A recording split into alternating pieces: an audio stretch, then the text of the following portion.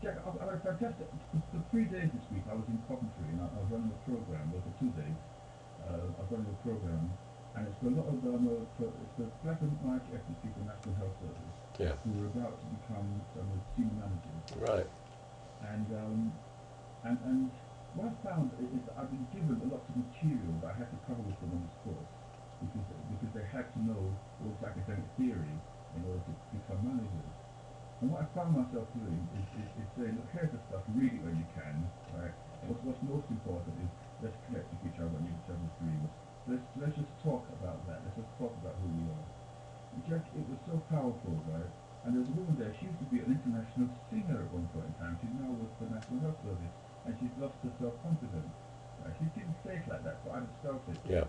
And I just spent the time telling her how beautiful she was and how as I see her, I just feel a kind of level of feeling and human care coming from her.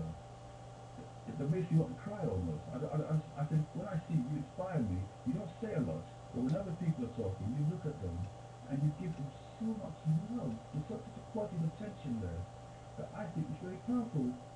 And she didn't stop crying a lot of times during the first day. And on the last day, she said to me, Ethan, let me look at me. I want to cry. Let me start to talk. I want to cry. And I understand that as being that I've helped her to my just reflecting back to her what I see, connect to her own beauty and past success, and help her think about how she could live a life again in the future, in which she could be more of who she wants to be. And what she's crying about isn't my faith. What she's crying about is the reconnection with herself, with that positive, beautiful, powerful sense of herself. And several people made similar-ish kind of comments to me during the week. And I thought, Eden, this is your practice. This is what you're doing. You're able to communicate ideas that other people have said to them. They've heard these ideas before, but there's something about the way in which I'm communicating. And I think it's because I studied talk about how I embodied my values, right? But the people believe it. In fact, somebody even said, right, you make me believe all this stuff. I've heard some of it before, but when you say it, I believe it. I really believe I can succeed. I really believe I can have a good life. You know? And I thought, I just wish, and you never can, because I never know what I'm going to do often when I start to work with people. But I wish I'd be able to capture some of that. You know, because it's talking magic, Jack. There are people there from all over the world. There's a guy from the Philippines who brought me to tears because he came from a community who had come up against the government in the Philippines, who rebelled against the central government because they seen themselves as being an oppressed minority within the Philippines. And the Philippines government reacted by launching military struggle against them, and basically they bombed his village out of existence. And he was an 8-year-old boy at the time. He still remembers it, and he still shakes. You know, he still shakes when he holds his hands together.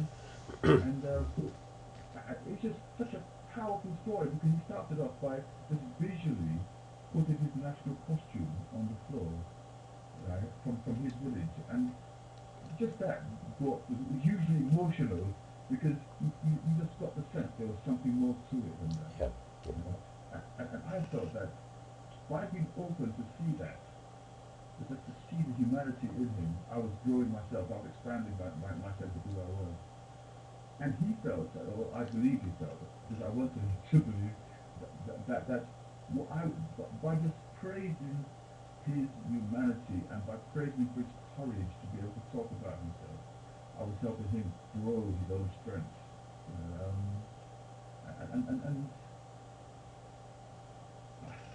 what I said to you, I'm telling you stories from last week because I do feel now much more comfortably and confidently that I am able to be this influence on people. And the more confident and comfortable I feel about it, the better I get at it.